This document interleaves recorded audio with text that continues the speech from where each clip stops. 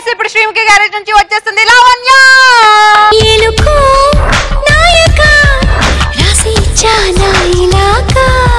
ఈ రోజు నేను చెప్పబోయే కంటెంట్ ఏంటంటే మనం డిఫరెంట్ అపార్ట్మెంట్స్ లో ఉంటాం కదా. అపార్ట్మెంట్స్ లో ఉన్నప్పుడు వాళ్ళ వల్ల అబ్బాయిలు అమ్మాయిలు పడే కష్టాలు, పని మనుషులు పడే ఇబ్బందులు. పని మనుషులు ఉత్తప్పుడు మాత్రం అమ్మగారితో మాట్లాడరు, టైం చూసుకొని మాట్లాడతారు. పండగలు పబ్బాలప్పుడు ఎట్లా అంటే శ్రీముఖి బట్టలు మడత పెట్టడానికి పని మనిషి పోతుంది. అమ్మగారు మిమ్మల్ని షాప్ అయినా మోసం చేశాడండి. అవునా? ఎందుకు? మీరు ఫ్రాక్ అడిగితే చిన్న పిల్లలు ఫ్రాక్ ఇచ్చాడండి. లేదు, అది నా చిన్నప్పుడు ఫ్రాక్. అమ్మగారు మా పిల్లలకి తీసుకెళ్ళొచ్చు అంటారా? అమ్మో నేను ఇవ్వను, అది నేను చిన్న పిల్లలకి ఇస్తా. మీకు పెళ్ళైనప్పుడు చూద్దాంలేండి, ఇవ్వండి.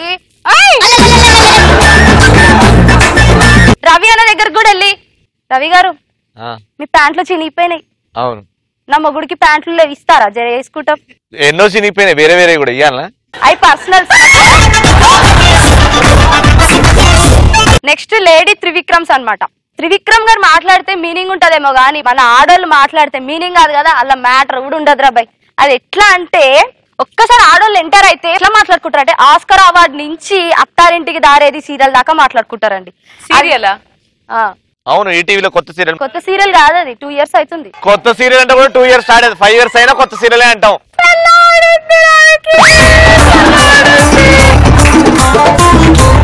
సీరియల్ రావు రమేష్ గారిని రేప్ చేశారంట.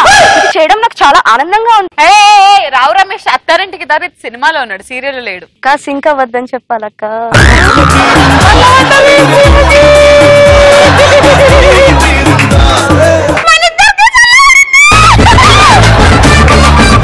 వీళ్ళు ఎట్లా అంటే అత్తారింటికి దారి సీరియల్లో అంటే రావు రమేష్ గారిని రేప్ చేశారంట.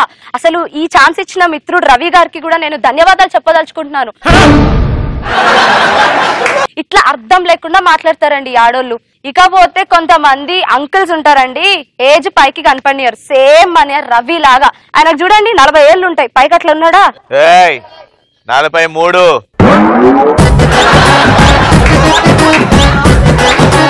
ఈ రవి లాంటి వాళ్ళు ఎట్లా అంటే 40 years ఉంటాయి, కానీ పైకి మాత్రం సోగ్గాడి చిన్ని నాయన పనులు అనమాట. ఆ పక్కన అంటే ఉందా, ఈ పక్కన పోరిపోతుందా, దానికి గెలుకుదామా, దీనికి గెలుకుదామా. మా మగాళ్ళకి ఏజ్తో పని ఉండదు.